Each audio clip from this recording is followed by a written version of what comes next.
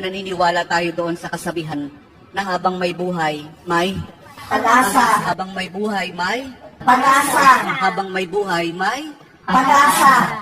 pagsubok. Dahil tayo katiwala ng Diyos, binibigyan din na tayo ng iba't ibang klase ng pagsubok.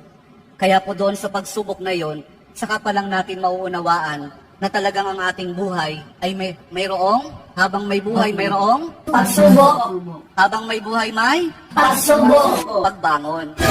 Huwag niyong hayaan na kapag meron kayong pinagdaraan ng pagsubok, ay hindi kayo babangon. Kailangan meron tayong pagsumikap na pagtsatsagaan natin yung ating mga pagsubok na pinagdaraanan.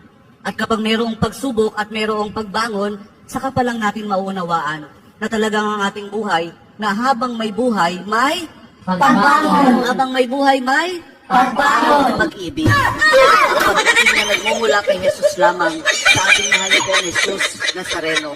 Dahil doon, kapag naunawaan natin itong mga bagay na ito, na habang may buhay, may pagsubok, may pagbangon at may pag-ibig na nagmumula lamang kay Jesus, saka pa lang natin mauunawaan at matatanggap na talagang habang may buhay, may Pagsubok. Pagsubok. pagsubok. Tuga.